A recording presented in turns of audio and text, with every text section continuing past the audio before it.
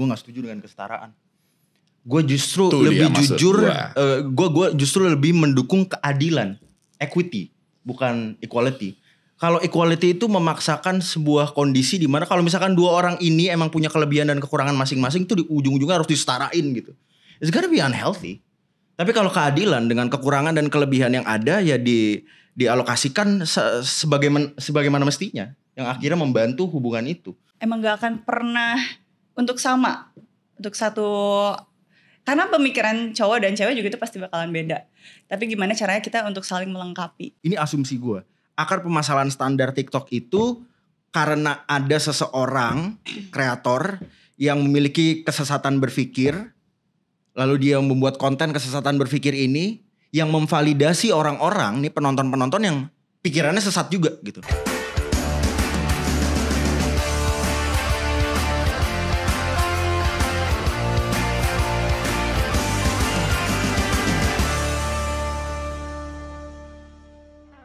Hai Super Friends, kita balik lagi di podcast kesayangan kita semua, Super Talks. Kali ini barengan Bimo Kusumo, kita akan ngebahas untuk jangan ngatur kalau bukan donatur. Gue tuh sebenarnya nggak tahu ya akan hal ini gitu, karena memang biasanya gue yang di-donate. Makanya sekarang sudah ada Excel Ajo. Gue baca gimana sih? Excel aja. Excel aja. Itu bikin Instagramnya pas zaman-zaman alay so. Jadi Axel Christian Jonathan disingkat. Oh, wow. Ajo gitu. Ajo. Donatur tetap sebuah yayasan lah ya. Ya. Betul? Enggak. Sebentar. Ini udah mulai. Lah udah lah. Waduh. Emang kenapa? Enggak, panik dikit. Kita mah gak ada yang gimana-gimana gitu, langsung aja. Oke. Betul ya? Betul. Oke, Excel. Nah, lalu di sebelah kiri saya ada Fat Bayina. Ini juga donatur. Ya, donatur ke kucing-kucing aku sih.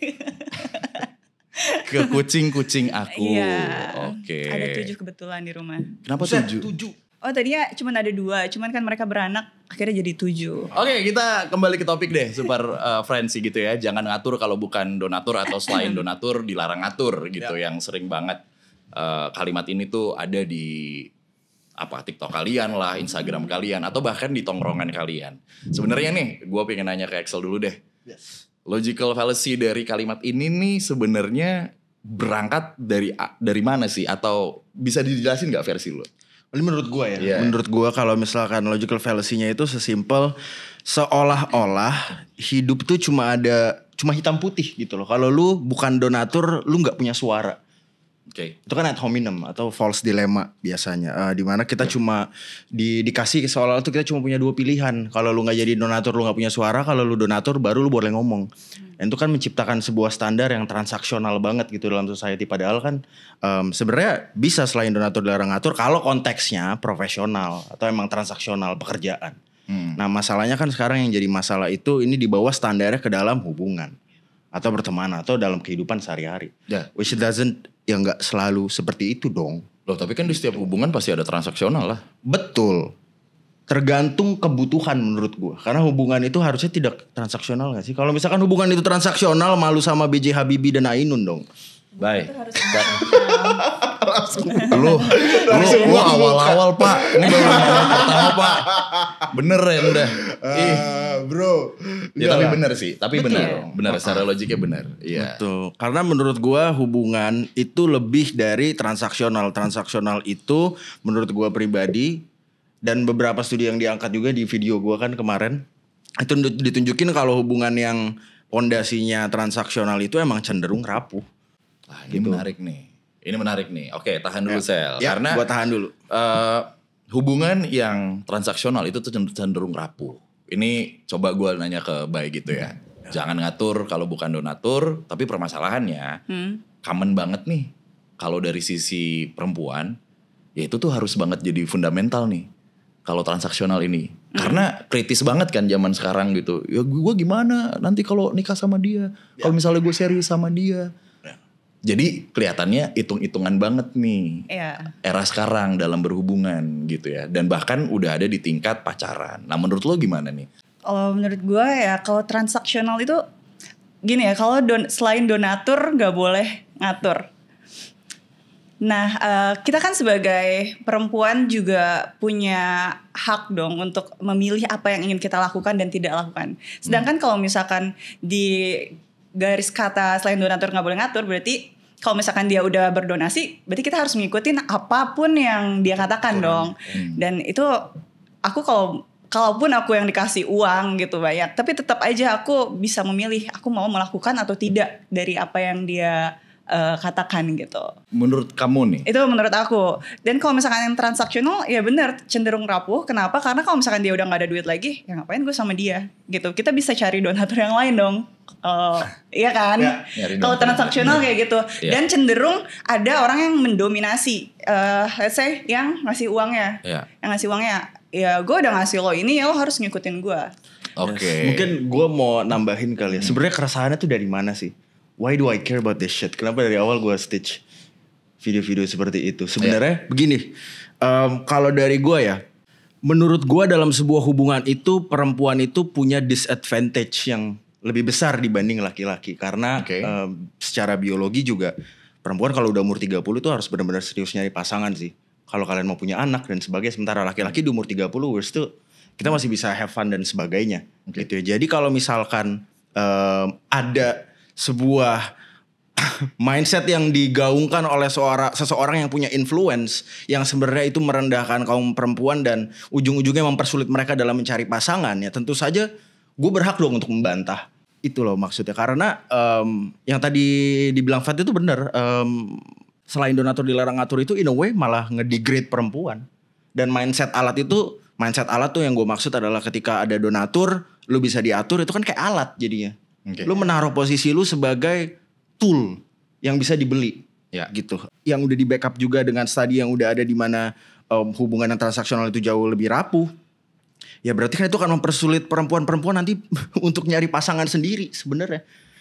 Ya, dan pada akhirnya kan sebenarnya ini awareness tentang, gue nggak mau salah nyalahin internet juga lah ya, gitu. Ya. Tapi pada akhirnya lingkungan kali ya, boleh dibilang lingkungan dan habitnya sekarang tuh yang entah dari mana banyak banget orang-orang yang mendegradasi jenis kelamin lah gitu ya. Yes. Mendegradasi perempuan gitu. Ya. Oke, balik ke hubungan gitu. Berarti harus ada term and condition sebenarnya dalam sebuah hubungan supaya kedua belah pihak nih punya value selain materi gitu. Yes. Gimana sih caranya dalam hal ini perempuan tuh bisa setara gitu? Nah. Kalau gue jujur, gue nggak setuju dengan kesetaraan. Gue justru lebih jujur, gue justru lebih mendukung keadilan, equity, bukan equality. Kalau equality itu memaksakan sebuah kondisi di mana kalau misalkan dua orang ini emang punya kelebihan dan kekurangan masing-masing, itu di ujung-ujungnya harus disetarain gitu. It's gonna be unhealthy. Tapi kalau keadilan dengan kekurangan dan kelebihan yang ada ya dialokasikan sebagaimana mestinya, yang akhirnya membantu hubungan itu.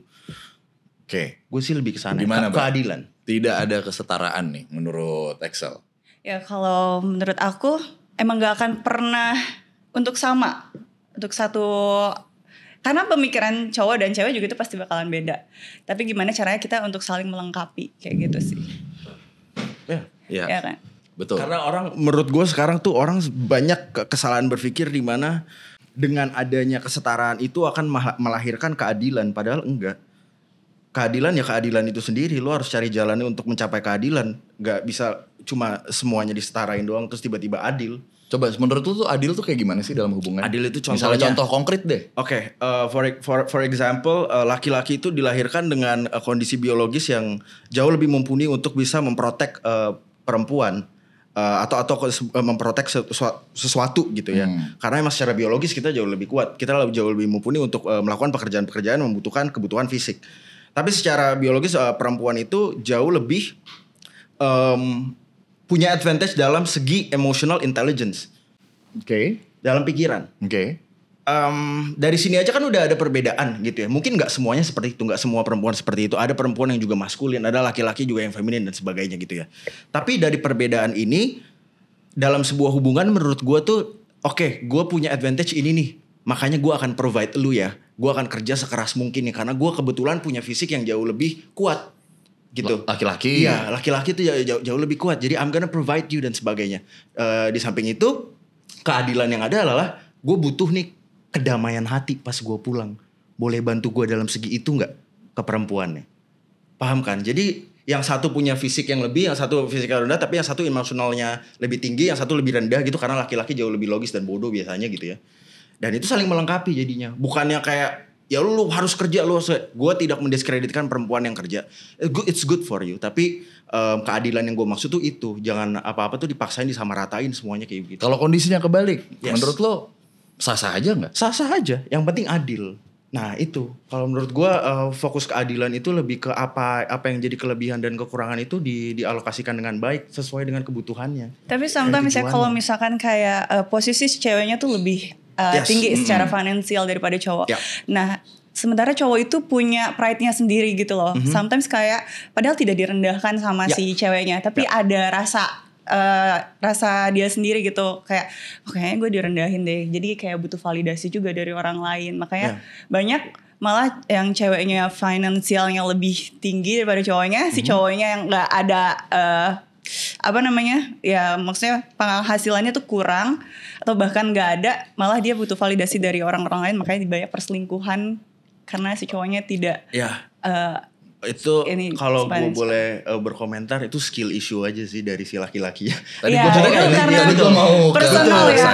Emang dia aja gitu. Dan personal. Kebanyakan nih yang gue perhatiin dari kejadian kemarin, Bim. Dari kejadian kemarin itu yang gue perhatiin, komentar-komentar yang nyerang itu selalu membawa-bawa masa lalu mereka, di mana mereka dilukai oleh orang-orang yang tidak bertanggung jawab gitu ya. Gue tidak merendahkan pengalaman yang dia alami.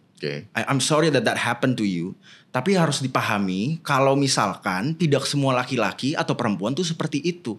Kalau kalian ketemu pasangan yang melukai kalian, mengkhianati kalian, menggunakan kalian harus pahami kalau tidak semua orang itu seperti itu. Dan journey untuk mencapai kita mendapatkan pasangan sejati itu emang susah. Kayak kalau misalkan cinta sejati itu gampang banget didapetinnya. Sampai sekarang orang udah tahu cinta itu apa dan tidak ada perceraian. Hidup ini nyaman-nyaman saja dong. Lalu bagaimana sih kita bisa menemukan sebuah hubungan yang ideal? Oke, mungkin ke Bay dulu deh. Hubungan yang ideal, kalau menurut aku hubungan yang ideal itu harus didasari dengan kejujuran, keterbukaan, respect satu sama lain. Terus juga harus ada kontak emosional. Apa yang akan kamu lakuin gitu ya kalau pasangan kalian tuh let's say demanding gitu ya, atau ngejar standar pasangan karena konten-konten yang dibuat influencer yang menurut mereka tuh jadi couple goals. Oke. Ini boleh cerita sedikit gak? Boleh lah, banyak juga nggak apa-apa. Kenapa kudu sedikit? Oke, jadi apa yang ada di sosial media itu gak sesuai dengan apa yang ada di realita. Karena aku juga pernah bikin konten bucin gitu sama pasangan aku, dan itu tuh scripted, dan itu karakter dia cowok itu tuh aku yang buat. Jadi itu cowok impian aku, tapi pada kenyataannya dia bukan cowok impian aku. Bisa ngertiin gak? Oke. Jadi mereka muji-muji, enak ya punya cowok kayak gini. Padahal itu bukan dia, itu karakter yang aku buat. Hati-hati di internet. That's my point. Benar. Talking about this. Ada beberapa hal yang menurut gue penting buat jadi fundamental. Ini gue nge-quote dari si Jordan B. Peterson. Dia tuh pernah ngomongin tentang hubungan yang sehat. Dia tuh psychologist expert, filsuf juga. Dia bilang hubungan itu seperti seni bernegosiasi. Jadi ketika lu berkenalan sama orang, utamanya itu yang harus diincar itu lu kenalin sampai lu tahu bagaimana rasanya bernegosiasi dengan dia. Karena nantinya setelah kalian berhubungan itu yang akan memperkuat adalah pondasi hubungan ini apa, tujuannya apa, terus tujuan kalian tuh apa nanti ke depannya. Apakah kalian punya goal-goal yang ingin kalian capai, mungkin dari segi finansial, ekonomi, kalian mau punya mobil apa, mau punya rumah di mana dan sebagainya. Dan untuk mencapai situ kan membutuhkan negosiasi sebagai partner, bukan transaksional doang, tapi dari segi emosional, bonding dan sebagainya. Apakah orang ini bisa jadi partner yang antar buat bisa bikin kalian grow atau enggak dan sebagainya. Tapi balik lagi pondasinya harus cinta, bukan seiming-iming gue mau sama lu karena gue melihat potensi lu bisa bawa gue ke goal yang gue mau. Ya, gitu. Jadi kayak you love her atau you love him. Harus didasari dengan kasih. Nah ntar kebutuhan-kebutuhan seperti uang dan sebagainya itu menjadi tools untuk kalian bisa mencapai goal-goal kalian. Pondasinya cinta apa nyaman berarti kalau kayak gini? Cinta. Karena ada yang bilang cinta tuh belum tentu nyaman loh. Emang cinta udah pasti gak nyaman gak sih Kak Bim? Nah. Ya sih. Tapi kalau lo nyaman sama dia, kayaknya gue gak perlu mendeklar gue cinta sama lo. Kan ada tuh yang bilang kayak gitu. Berarti gue udah nyaman nih. Gue ngomong, lo mau kondisi kayak gimana, lo mau ngobrol kayak gimana, lo mau seterbuka kayak gimana, gue nyaman sama lo, udah gas. Gitu. Itu kayak easy gitu ya. Kayak when we love someone it feels easy dan sebagainya. Ya, I mean I agree with that part. Of course kalau misalkan kita ketemu orang, berpartner sama orang yang frekuensinya mirip gitu, everything will feels easy. I have an experience of that too. Cuma kalau menurut gua itunya easy. Tapi bukan berarti dalam kita menjalankan hubungan kita sehari-hari itu kita tidak akan menghadapi masalah-masalah. Oh jelas. Ya kan? Dan itu kita akan menghadapi banyak struggle juga dan sebagainya. Jadi salah satu fallacy yang gue lihat juga itu ketika orang mau berpacaran. Kenapa tadi ada Kak Bim bilang orang-orang jadi malas pacaran karena ribet dan sebagainya. Itu kan kalau kita tarik akarnya dari mana, itu kan ketakutan mereka untuk menghadapi sesuatu yang ribet. Yang dimana cinta udah pasti ribet. Dan itu adalah bare minimum, itu normal. Dan harusnya tuh kita tidak menormalisasi hubungan yang kayak Disney gitu. Everything just happy. Nah menurut gue kesalahannya itu karena selama ini yang digaungkan tentang cinta adalah yang baik-baiknya doang. Padahal kenyataannya enggak. Cinta itu kebanyakan kompromisasi. Dan malah dari justru internet sekarang malah justru bagus ya. Ngimbris yang gak baik-baik gitu. Waduh itu lah, dia kan sih. realita dong. Betul, standar TikTok gitu-gitu ya. Everything have to be happy, harus dilengkapi, harus benar-benar semuanya tercapai secara instan. Jadi benar-benar buset segala macam diimbres Pak gitu. Yang buruk ya diimbres yang buruk gitu. Iya. Aduh, sebenarnya sedih sih. Sebenarnya kalau gue boleh comment something ya, if I want to comment something about gue menamai ini fenomena standar TikTok aja kali ya biar gampang, kayak standar-standar yang tidak realistis gitu. Sebenarnya akar permasalahannya itu, ini asumsi gue, akar permasalahan standar TikTok itu karena ada seseorang kreator yang memiliki kesesatan berpikir, lalu dia membuat konten kesesatan berpikir ini yang memvalidasi orang-orang nih, penonton-penonton yang pikirannya sesat juga gitu. Cacat logika juga. Bukan pikiran sesat, mungkin literasinya ya, belum literasinya sampai. sesat. Jadi kayak cacat logika, ada kreator cacat logika, dia bikin konten terus memvalidasi orang-orang cacat logika, akhirnya kayak oh iya ini benar, padahal base-nya itu cacat logika, jadilah sebuah standar cacat logika. Di mana hubungan jadi transaksional lah, everything has to be money, terus embracing ani-ani culture. Wow. Cuma ada di Indonesia. Lu tau gak sih standar TikTok tuh cuma di Indonesia? Why? How? Itu kan kenapa di negara lain tidak ada standar TikTok? Kenapa cuma ada di Indonesia? Itu kan sudah membuktikan emang kemampuan bernalar kita itu mempengaruhi hubungan kita juga gitu, hubungan asmara kita juga, dan itu mengkhawatirkan. Makanya kemarin pas gue debat sama pihak sebelah itu, keren, gue nontonin. Ya, gue itu lebih ke oke, kalau dia mau kayak gitu nggak apa-apa, I don't care, dia mau bullying, mau doxing dan sebagainya, whatever, apapun yang dia lakukan. Tapi gue pengen nge-embrace, menggaungkan bagaimana hal-hal seperti ini juga bisa dikelarin secara rasional dan emang harusnya lu mikir. Jadi sebenarnya permasalahan hubungan itu juga gue ngerasa orang-orang itu terlalu menjalankan hubungan nih 100% pakai perasaan doang, padahal lu juga harus mikir. Dari tadi nih yang Excel bilang nih realistis, lu mikir gitu, nggak cuma perasaan gitu. Nah terus gimana kalau menurut lo dari sisi perempuan lah? Oke, materi itu emang penting ya, tapi jangan jadikan itu sebagai dasar kita untuk melakukan sebuah hubungan. Jadikan itu. Yakin? Kenapa? Jangan jadikan dasar nih, bener dari sisi perempuan. Iya, bukan. Nice. Jangan jadikan materi itu sebagai alat utama untuk sebuah cinta gitu, karena itu bukan cinta kan? Iya, kayak gitu. Jadi ya kalau sebuah hubungan itu ya didasari dengan cinta, emosional. Balik lagi ke respect kayak gitu, baru materi gitu untuk menunjang cinta, karena kan nggak mungkin juga makan cinta doang ya kan. Kita kan harus realistis kayak gitu. Banyak tuh yang nyerang gue juga gara-gara dia bilang oh lu nggak embrace culture mau kondo ya. Kayak seolah-olah ketika gue bilang pilar sebuah hubungan itu harusnya kasih yang tulus. Gue tuh jadi menyampingkan materi. Padahal enggak gitu kan. Saya juga suka memanjakan pasangan saya dong. Saya juga pengen kesini aja juga karena butuh duit dong. Saya juga suka uang gitu loh. Ya tapi untuk dasar utamanya itu pondasi awalnya adalah cinta. Betul. Untuk menunjang cinta itu ya pakai materi. Jadi materi itu adalah sebuah enabler dari cinta gitu. Kayak menurut gue lebih gini. Jadi oke, lu udah sayang sama nih orang. Lu sayang sama nih orang. Terus kalian dengan di hubungan yang sehat itu ada pondasi, ada alasan. Kenapa sih kita pacaran, tujuannya mau kemana dan sebagainya. Dan untuk mencapai tujuan itu kita butuh uang. Jadi uang itu menjadi prioritas untuk mencapai goal kita bersama. Bukan jadi prioritas gue mau sama lu karena duitnya. Itu loh. There's a big difference. Dan orang-orang kebanyakan gak bisa bedain dan bilang gue menggaungkan budaya Mokondo. Guys. Jadi Super Talks ini tempat Excel untuk bersih-bersih lah ya. Intinya kayak gitu. Untuk sedikit klarifikasi. Jadi tadi tuh saya coba menengahi aja gitu. Excel lu bersemangat dari tadi gitu ya. Ujungnya kan untuk ya bersih-bersih lah. Kayaknya di sini nih tempat netral gue gitu. Bisa nyapu dikit. Iya, bisa nyapu dikit. Karena di konten gue sudah pasti tidak bisa. Iya lagi. Harus konsisten dengan apa yang saya bahas. Yuk fokus yuk, balik lagi yuk. Kita bahas cinta yuk. Oke, berarti hubungan transaksional itu tanpa syarat atau udah pasti ada ekspektasi tersembunyi untuk kontrol pasangan? Ya biasanya pastinya kebanyakan ya pasti ada. Biasanya nih. Ya gitu biasanya kan. sih pasti ada yang terselubung lah. Yang terselubung. Itu dia. Punya pengalaman kayak gitu gak? Selama lu berhubungan ada sih yang pengen ngatur aku tapi dia bukan donatur.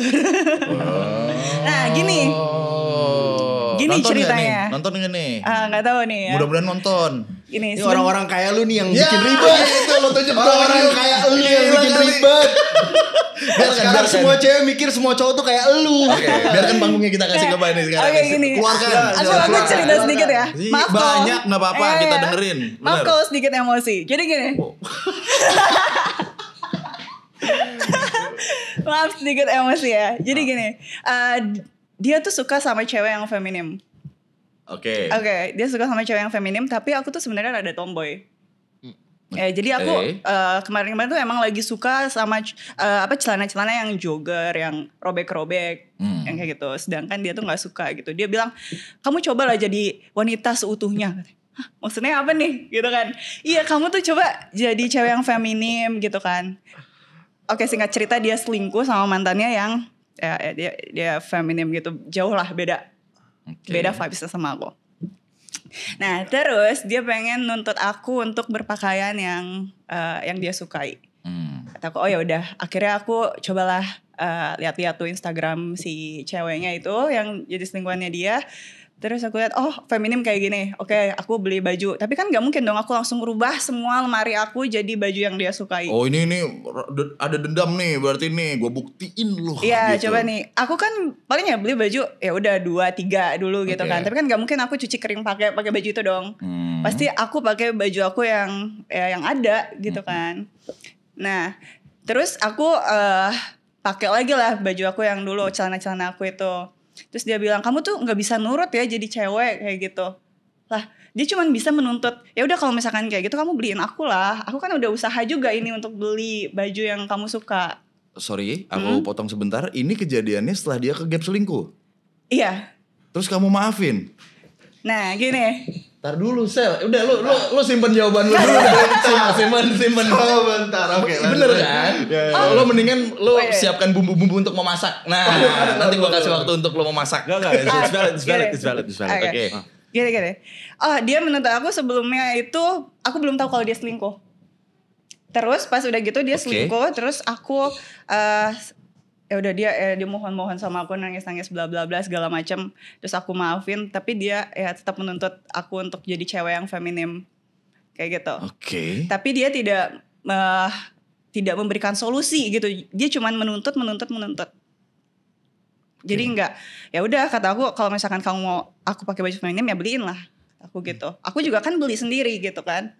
Tapi kan ini butuh uang juga. Butuh keluar uang. Tapi dia gak ada ngeluarin uang sama sekali. Aku pacaran 1,5 tahun. 1,5 tahun 1,5 T tuh. Korupsi 1,5 T. Bilangan desimal gitu. Iya, pakai desimal ya. 1,5 tahun Ya, gitu. 1,5 tahun tapi dia 1,6 bulan. Tapi dia cuma beliin aku baju cuma 1. Coba bayangin. Tapi dia menuntut aku untuk pakai baju yang feminim. Sabar tahan. Nah mungkin di situ cewek-cewek pada bilang ya selain donatur gak boleh ngatur gitu. Yap. Silakan. Bro, karena gini, I'm sorry that happened to you. Gue juga sempat kejadian juga diselingkuhin dan gue maafin juga. But those are the things that we do when we're in love. Menurut gue kayak kalau kita cinta tuh pasti kita buta gitu ya. Emang terlihat bodoh, tapi kan mereka nggak ngerasain apa yang kita rasain karena emang kita sayang dan sebagainya. Tapi dari fenomena yang terjadi ini, yang gue respect dari lu Fat adalah lu tidak memproyeksikan trauma lu itu dengan menyamaratakan semua laki-laki seperti itu dari statement satu. Nah, yang terjadi kan sebenarnya sekarang di internet itu ketika ada satu laki-laki nih seperti mantan Anda yang jujur gue kesel sih kayak lu malu-maluin laki-laki. Nah, ini yang akhirnya orang-orang cewek-cewek itu banyak yang trauma gitu ya. Laki-laki juga banyak yang dibikin trauma sama perempuan terus kita jadi nyamaratain karena kesesatan berpikir kita dan sebagainya. Yang bisa kita pelajarin itu tidak semua laki-laki seperti itu, tidak semua perempuan seperti itu, dan emang journey-nya dalam mengenali diri kita, mengenali asmara kita tuh nantinya kayak gimana, kita bakal ketemu orang-orang seperti itu. Itu sih yang bisa, menurut gue yang bisa dipelajarin tuh selama gue pengalaman nyari pasangan, itu sih emang gak gampang. Tapi gue respect sih kalau dia gak memproyeksikan itu, dan soalnya kebanyakan orang yang DM gue, yang nyerang dan sebagainya itu mereka pasti diawali dengan curhat dulu nih. Mantan gue gini cuma manfaatin gue dan sebagainya. Lu siapa ngomong transaksional hubungan tuh butuh duit dan sebagainya. Yes, hubungan butuh itu duit, tapi bukan berarti semua laki-laki kayak mantan lu gitu. Iya, dan ya I thank to you karena lu udah bilang tadi respect gitu ya ke Bay karena ada kejadian seperti itu dan masih tetap tidak memproyeksikan yang tadi lo bilang. Karena ini bisa aja soalnya gak terjadi ke Bay yang seorang perempuan. Begitupun laki-laki yang kasusnya terbalik nih dari Bay kayak gitu. Laki-laki Cancer biasanya Pak. Zodiaknya gue. Ya ampun. Bener kan? Gue belum komen apa-apa, lu sih kena lu. Bener kan? Kagak di fallback lu abis ini.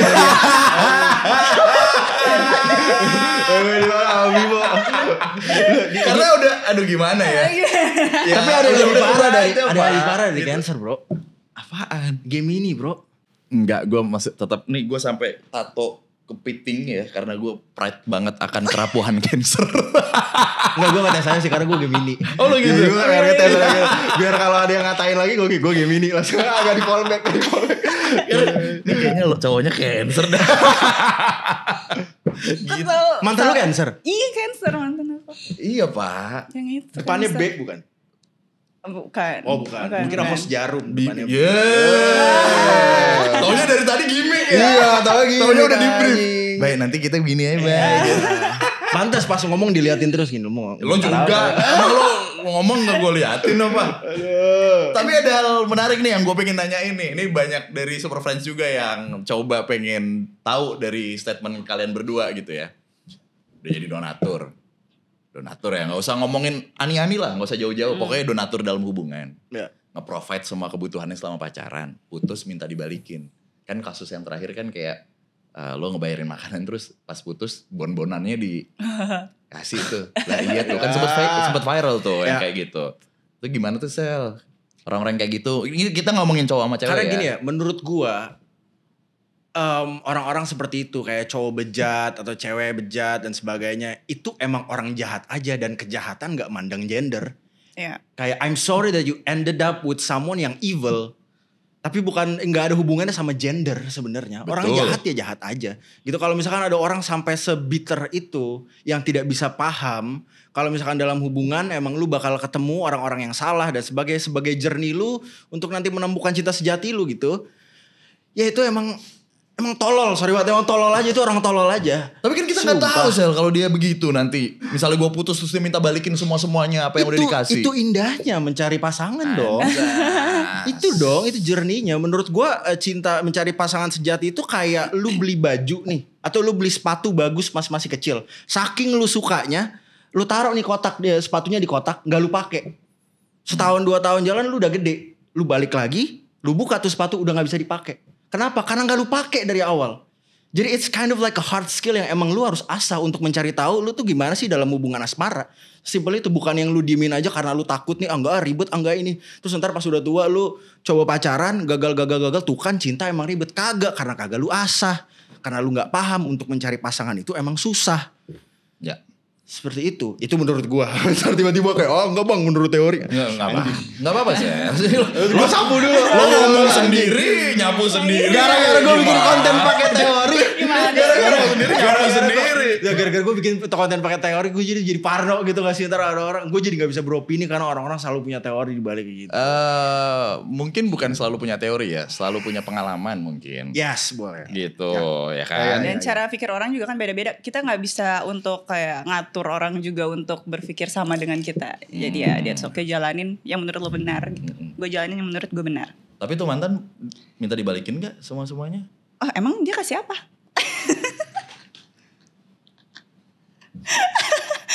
Tadi baju satu. Baju satu doang. Ya yaudah gue beli deh.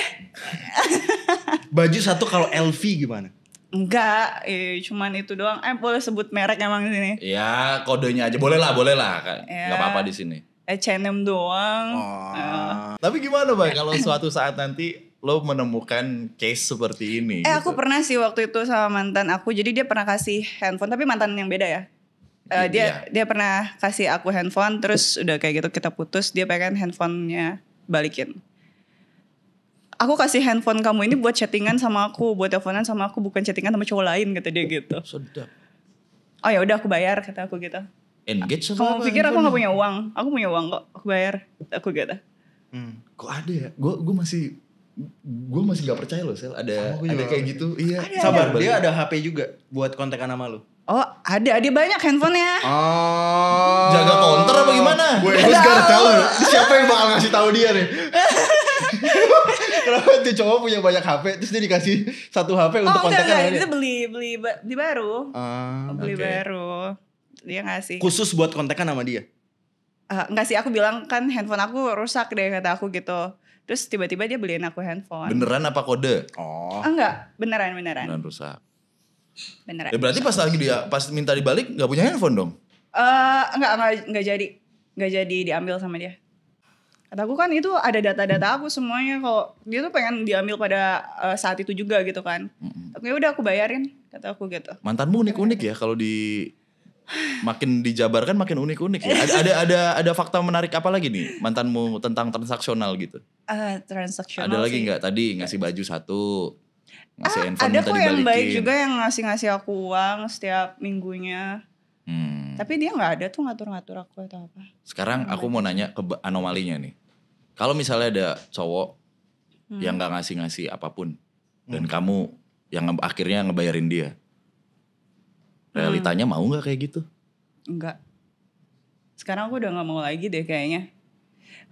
Ya aku akan terapin mirror. Jadi kalau misalkan ya dia kasih aku apa ya aku akan ngasih dia. Kalau misalkan no. Maksudnya dia emang nggak bisa ngasih apa-apa ke kamu. Akhirnya kamu terus yang ngasih ke dia. Oh enggak deh aku. Oh enggak? Enggak. Walaupun kamu tuh kayak nyaman banget sama dia. Enggak. Ini udah oke banget. Enggak oke menurut aku kalau gitu. Karena menurut aku karena love language aku tuh give. Aku suka memberi dan aku suka diberi. Bertualang itu menjadikan kita banyak belajar.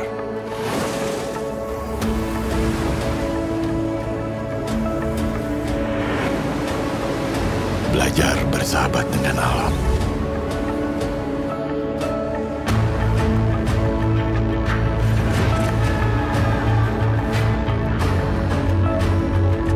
Belajar mengolah banyak rasa.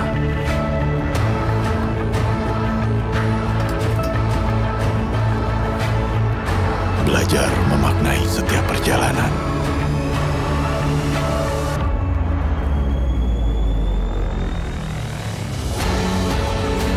Dan temukan rasa super yang baru.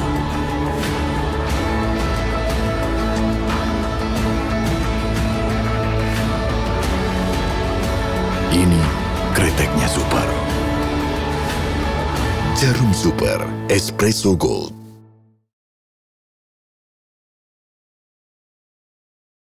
Ketika lo punya sebuah hubungan nih dengan ya entah siapapun itu, yang entah serius ataupun ya udah gue cuman pacaran, literasi finansial tuh menurut lo penting gak? Gitu? Iya itu penting banget. Balik lagi komunikasi, gimana cara mecahin masalah, solusinya kayak gimana gitu. Jadi jangan sampai ada pihak yang merasa dirugikan dalam sebuah hubungan. Jujur kalau dari pengalaman gue, gue kalau pacaran itu udah pasti buka-bukaan pendapatan. Itu udah sesuatu yang normal dan gue akan komunikasikan sesehat mungkin bagaimana dia berkomunikasi untuk pahami kalau ini penting. Karena tujuan gue itu kalau misalkan pacaran ya gue mau nikah. Gitu, gue udah bukan di fase yang main-main. Mungkin ada fase dulu main-main, gue pasti ada lah bro. Ya ampun, tapi kalau sekarang sih udah enggak. Jadi itu keterbukaan itu menurut gue penting. Karena apa? Karena kalau gue berpacaran itu memiliki hubungan asmara, gue pasti kasih pondasi tujuannya kemana, apa yang gue harapkan nanti dan memiliki harapan dan demand itu menurut gue sehat juga. Ya jadi buat super friends, daripada ribet ngetik ChatGPT tentang hubungan, apalagi yang hubungannya dengan begini-begini nih, standarisasi dan lain-lain, DM aja. Ya ampun, jangan bang. Semua kemarin udah banyak banget yang tiba-tiba curhat. Gue kayak, itu dia. Axel curhat dong. Tidak dong. Digayain. Jujur saya tidak peduli. Jujur saja. Oke. Ini menarik karena ada persepsi keliru yang beredar di masyarakat tentang independent woman menurut gua gitu. Nah dari persepsi lo sendiri tuh independent woman tuh gimana sih sebenarnya? Kalau menurut aku independent woman itu wanita yang mandiri.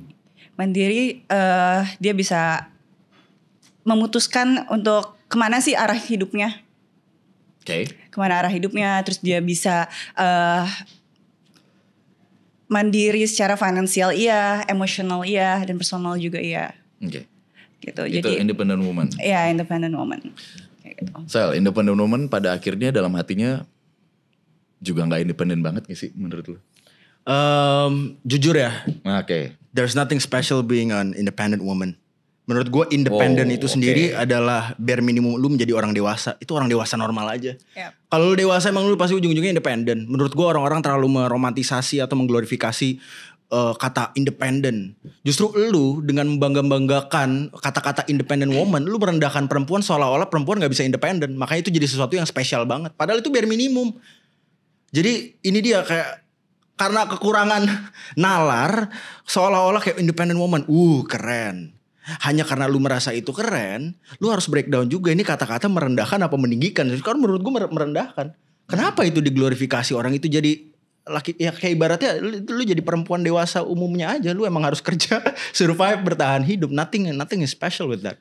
Lu harus bisa independen, mandiri secara keuangan dan sebagainya. Nothing is special with that. That's just being a regular adult. Nah, tapi kalau menurut aku ya, kenapa ada independent woman? Karena mungkin dari zaman-zaman kita yang dahulu kala, kenapa sampai ada R.A. Kartini? Yes. Ya kayak gitu. Jadi kita sebagai wanita itu kan sangat memperjuangkan emansipasi wanita pada saat itu. Nah, kenapa ada independent woman? Karena ya untuk meninggikan kita wanita juga bisa untuk menuntut ilmu sama seperti laki-laki, mencari pekerjaan sama seperti laki-laki. Betul. Seperti itu sih. Makanya mungkin itu sebuah kebanggaan ketika wanita disebut independent woman. Yes. Seperti itu. Yes, I understand di mana perempuan ini emang secara budaya dari dulu itu lebih dependent. Makanya sekarang terjadilah fenomena independent yang digaungkan. Cuma kalau dari kita lihat dari fenomena-fenomena yang ada, menurut gue itu diksi kayak gue tuh bilang terlalu diglorifikasikan juga akan membuat kalian tuh seolah-olah nggak bisa independen. Oke. Kayak it gives a sense di mana sekarang kalian udah nggak bisa independen dan masih dibangga-banggakan. Padahal sekarang udah enggak.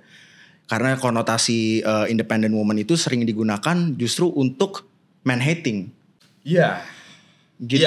Ya, malah jadi begitu. Perdebatan antara wanita dan laki-laki. Iya, jadinya gitu. tuh seolah-olah laki-laki itu sekarang jadi banyak konteks-konteks tuh sebenarnya kayak laki-laki tuh direndahkan, sebenarnya itu aja sih. Yeah. Dan gue bukannya mendiskreditkan perempuan yang bisa independen ya. Of course bagus dengan keterbatasan fisik yang ada perbedaan fisik antara laki-laki dan perempuan. Tentu kita harus respect perempuan-perempuan yang bisa independen, apalagi perempuan-perempuan yang udah punya anak lalu jadi janda dan sebagainya, itu respect. Menurut gue termsnya tapi lebih buat mereka yang emang kayak udah punya anak, habis itu ditinggalin suami dan sebagainya. Berarti bukan terms tentang wah independent woman tuh bukan masalah. Ini gue bisa berkontribusi lebih daripada lo. Atau justru gue gak punya pasangan juga gak apa-apa kok. Ini gue independen. Bukan seperti itu kalau menurut lo. Independen tetap butuh pasangan sih. Iya. Tapi tidak menghilangkan kemandiriannya dia. Betul. Kayak lu tetap memaksimalkan potensi lu sebagai manusia. At the same time tidak ada salahnya ketika lu mau dependen dengan pasangan. Itu tidak ada salahnya. Banyak yang bilang kan kayak independent woman itu adalah cewek yang angkuh, yang sombong, yang gak butuh laki-laki kayak gitu kan. Nah itu. Nah sebenarnya gak gitu. Sebenarnya kita juga masih tetap membutuhkan orang yang untuk kita bergantung, tapi kita juga bisa memilih kan. Kira-kira kita bisa gak sih menggantungkan diri kita sama laki-laki yang karakternya seperti ini atau seperti itu. Jadi kita lebih banyak untuk memilih. Tetap punya hak untuk memiliki preference dalam memiliki pasangan. Betul. Ini yang denger di Spotify langsung ke YouTube aja, karena kita mau coba nge-react quotes dari klip yang bakal ditayangin di screen kalian nih. Oke? Ini dia. I'm just a woman. And as a woman, there's no way for me to make my own money. Not enough to earn a living or to support my family. And if I had my own money, which I don't, that money would belong to my husband the moment we got married. And if we had children, they would be his, not mine. They would be his property. So don't sit there and tell me that marriage isn't an economic proposition, because it is. It may not be for you, but it most certainly is for me.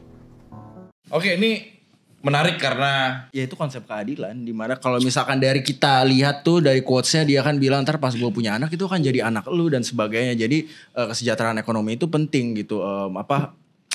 Maksudnya kerjasama kita dalam membangun sebuah ekonomi yang sejahtera itu penting gitu kan. Ya benar. Tapi bukan berarti dia mencintai itu karena si kesejahteraan uang itu. Oke. Gitu. Dia hanya itu kan orang itu coba gue tahu di novel tapi gue lupa nama karakternya. Dia tuh coba bilang kalau misalkan kita emang mau nikah, ya lu harus bisa bertanggung jawab sebenarnya itu. Ya kan apalagi kalau mau punya anak dan sebagainya. Dan bener. Menurut gue setuju, harus tetap bertanggung jawab. Oke. Baik. Menurut aku juga sama ya, harus diskusi ya. Kayak misalkan si cowoknya pengen si ceweknya kerja untuk ngebantu perekonomian keluarga, ya itu it's okay kalau si ceweknya juga oke gitu. Atau si cowoknya pengen ya udah gue fully provide, lo yang penting urusin anak, didik anak yang baik gitu. Berarti kan ya harus tahu juga konsekuensinya bahwa dia tidak bisa untuk membantu secara finansial. Nah, kalau ngomongin tentang konsekuensi, ini juga mungkin bisa di-highlight sebagai perhatian ya.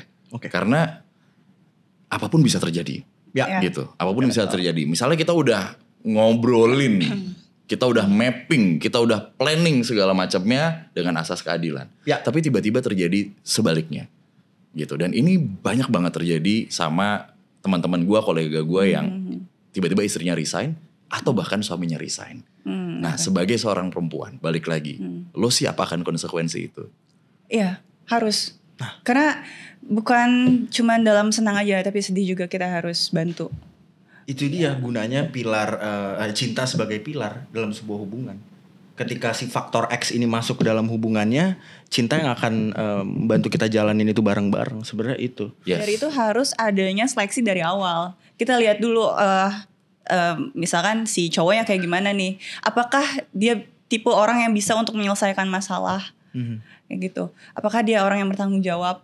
Terus apakah dia misalkan suatu hari nanti dia bangkrut, apakah dia bisa untuk bangkit lagi? Survival mode-nya gitu ya. Kayak gitu. Jadi kita harus lihat dari awal. Kalau misalkan kayak kita ngeliatnya, oke dia kaya nih sekarang, tapi kayaknya dia kalau misalkan susah, dia kayaknya susah lagi deh untuk bangkit lu gitu. udah bisa melihat dari sisi situ tuh. Harus dilihat. Apalagi kalau kayaknya cuma dari orang tua.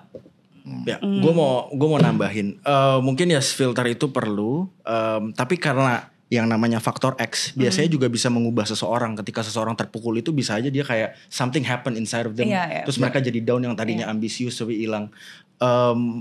menurut gue tadi balik lagi gue ngutip kata-kata gue di awal.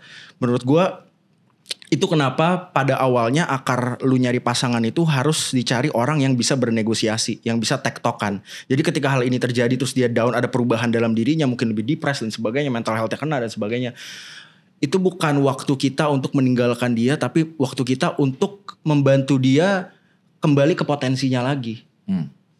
Itu karena faktor X bisa mempengaruhi keadaan finansial, tapi nggak bisa dipungkirin juga faktor X bisa mempengaruhi keadaan mental seseorang. Gitu kan. Kalau misalkan kita filter dari awal karena gue lihat potensi lu nih, kalau kita gagal pun kayaknya orang ini bakal tetap berhasil. Belum tentu. Bisa aja kondisi faktor X itu mengubah orang itu. Iya. Ya kan, anything is possible in life, dan itulah menurut gue gunanya pasangan. Bukan cuma kita menggunakan dia sebagai alat untuk mencapai hidup yang kita idamkan. Yes, kalian bisa punya mimpi, tapi at the same time ketika ada faktor X terjadi dalam hubungan kalian itu di sana untuk saling mendorong, bukan untuk saling memilih saat happy-happy. Ya. Begitu sih. Yes, harusnya seperti itu ya. Oke, kita next. When you lose your money, you lose nothing. When you lose your health, you lose something. When you lose your character, you lose everything. Yes, Ya, gue setuju. setuju. Oh my god. Setuju. Oke, I have something to say. Keren, Menurut gue, ketika lu sayang banget sama seseorang ya, when you really love someone, the greatest gift that we can give to someone that we love is to maximize their potential. In other way, ketika lu kehilangan karakter, lu kehilangan segalanya. Karena lu kehilangan potensi lu kehilangan siapa jati diri lu dan sebagainya. I totally agree with that. Wah, nih. I totally agree. Oke, Bay dulu deh. Gimana? Ini karakter nih. Kalau karakternya hilang udah sih. Beneran hilang. Aku juga pernah kehilangan diri aku sendiri sebenarnya. Oke, boleh diceritain nggak pengalamannya atau gimana? Iya, karena ya di hubungan aku yang terakhir kemarin ya dia yang selingkuh itu benar-benar menghancurkan aku, dan aku tuh nggak pernah mau yang namanya memaafkan perselingkuhan, apalagi kekerasan fisik ya. Oke. Ya, dia juga sempat ada dorong aku sampai aku biru gitu. Terus aku memaafkan itu tuh aku kehilangan diri aku sendiri sebenarnya. Jadi aku terlalu memprioritaskan dia sampai aku mengesampingkan diri aku. Itu aku benar-benar, aku putus sama dia tuh, aku move on-nya gampang dari dia. Tapi untuk mengembalikan diri aku yang lama, itu susah. Dan butuh waktu yang cukup lama. Aku tuh dulunya, untuk berbicara itu gampang. Tapi kalau sekarang, karena aku selalu ketika aku berbicara, kayak aku salah. Sama dia tuh. Jadi dia manipulatif banget. Jadi aku susah untuk berbicara sekarang, untuk berkomunikasi sama orang. Untuk bahkan bikin konten pun aku gak percaya diri untuk berbicara. Oke. Sampai segitunya. Aku jadi pengen nangis tadi. Tapi lu setuju karakter yang dihancurkan tuh seperti karakter diri ini Iya, atau man. ada Aku bener-bener Kayak kita hidup ini kan sebenarnya cuma sekali, dan ini untuk diri kita sendiri kan. Kalau kita kehilangan diri kita dan hidup untuk orang lain, it's a waste of life. Ya. Itu cost paling tinggi kehidupan tuh kehilangan karakter. Kita kehilangan diri itu udah cost paling rugi. aja gak tau maunya apa. Kayak zombie. Oke. Next. Misalnya kayak gimana? She's independent, makes perfect sense. She doesn't need money. She doesn't need the cars. She doesn't need the house. She has all of it. She has built herself to a high value woman. So, for the person that comes into her life has to be a high value man. She's not here for games. That's very good. Look, kalau dari pengalaman gue, I'm living a very content in a very content situation sekarang, di mana kayak udah cukup banyak yang terfulfill gitu, dan I'm feeling like I'm proud of who I am today. Pokoknya dari segi finansial dan sebagainya semua tuh udah aman, udah stable. Okay. Dan pada akhirnya gue tuh jadi milih pasangan bukan karena gue butuh dia, tapi karena gue mau aja sama itu orang. Jadi in a way it's like tulus. Jadi kalau yang dia bilang kan perempuan yang high value dan sebagainya, dia udah bukan yang karena butuh duit, karena butuh apa, tapi dia akan cari orang yang emang dia mau, yang mungkin dalam preferensinya gitu. Yeah. And I totally agree. Ketika kita finish dengan diri kita itu, nyari pasangan jadi lebih tulus. Jadi nggak ada kayak ilusi sebuah kebutuhan. Kayak lu mau sama dia karena sebenarnya ada kebutuhan yang subconsciously lu denial aja gitu. Lu butuh mungkin kestabilan finansial karena keluarganya kaya. Itu bukan cuma cewek doang yang nyari cowok kayak gitu, cowok-cowok juga banyak yang kayak begitu. Dan mungkin lu pilih dia karena dia bisa dipamerin ke teman-teman lu, dia terkenal, dia cakep dan sebagainya. So setelah lu content dengan hidup lu pede, lu jadi lebih bisa jernih untuk berpikir dalam memilih pasangan. Menurut aku ya pastinya, karena dia pengen punya pasangan juga ceweknya yang high value woman. Dia pengen ceweknya juga yang pintar, karena dia bangun bisnisnya dia itu kan nggak mudah gitu. Jadi pengennya nanti suatu saat kalau misalkan ya kita nggak pernah tahu apa yang terjadi, apakah dia meninggal atau apa, si istrinya bisa untuk meneruskan itu. Kalau misalkan nggak bisa ya abis dong, artinya kayak gitu. Dan itu buat anaknya juga nanti. Ya berarti gitu. Tadi tuh value to value-nya tuh materi to materi. Enggak juga ya? Enggak juga. Ya. Tapi bisnis tuh gimana tuh maksudnya? Tapi lebih ke kecerdasannya juga pasti kita lihat kan. Gak mungkin dong kalau misalkan kita gimana ya aku bilangnya ya. Ya intinya kalau misalkan cowok yang punya value pasti pengen si ceweknya juga punya value. Dan banyak cewek yang menuntut high value man tapi dia nggak meningkatkan value dirinya sendiri kayak gitu. Ini laki-laki high value atau perempuan high value ini value-nya apa? Karena pada akhirnya akan beda-beda nih. High value woman tidak selalu perempuan yang punya uang. Gitu, dan perempuan yang punya uang tidak selalu high value.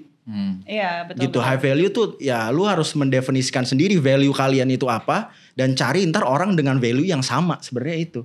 Kalau misalkan high value diartikan sebagai materi dan kesuksesan finansial doang, ya ya gak apa-apa. It's still okay gitu, gak apa-apa. Ketika kita memilih seseorang jadi pasangan kita, gue memilih seseorang untuk menjadi pasangan gue karena gue mencintai ide siapa dia di masa depan. Itu kan udah sesuatu yang sebenarnya gak bisa gue kontrol. Dan di hidup ini tuh ada hal-hal yang kita gak bisa kontrol. Yang bisa kita kontrol tuh cuma diri kita doang. Kalau misalkan kita berharap ada orang lain itu berubah, itu kayak it's not depend on you. You're playing God. Lu gak bisa ngubah orang. Pada akhirnya cuma orang itu sendiri yang akan menentukan hidupnya bakal jadi seperti apa. Dan kita tuh hanya pengingat pada akhirnya buat orang lain. Itu dari ya resikonya tinggi sih untuk lu sakit hati. Karena pada akhirnya yang banyak melukai orang-orang itu adalah ekspektasi. Baik, kita coba tutup sesi kali ini dengan lo mau ngungkapin dari isi kepala lo atau hati lo based on pengalaman untuk Super Friends. Kira-kira dari isi hati aku aja ya. Ya intinya adalah ketika kita memulai satu hubungan itu harus didasari dengan kejujuran, keterbukaan, dan pastinya didasari oleh cinta. Dan materi itu hanya sebagai penunjang untuk kita mencapai apa yang kita inginkan berdua gitu. Oke. Thank you ya, bye. Ya, sama-sama. Bagaimana menurut kamu, Bung? Ketika kalian punya sebuah mindset, tapi mindset itu tidak bisa membuat kalian menjalani hidup dengan kasih dan kebaikan, mungkin ini waktunya kalian untuk berpikir lebih keras lagi tentang mindset kalian. Dan gak ada salahnya kok kalau kita salah berpikir dan sebagainya. Hidup itu proses untuk belajar. Alright, thank you so much Excel dan juga Bay. Thank you Kak Bim. Dan untuk Super Friends jangan lupa tonton terus YouTube-nya Super Talks karena banyak banget bahasan-bahasan menarik di sini. Subscribe jangan lupa dan jangan lupa juga untuk dengerin podcastnya di channel Super Talks. Kita ketemu lagi di Super Talks berikutnya. Bye-bye. Bye.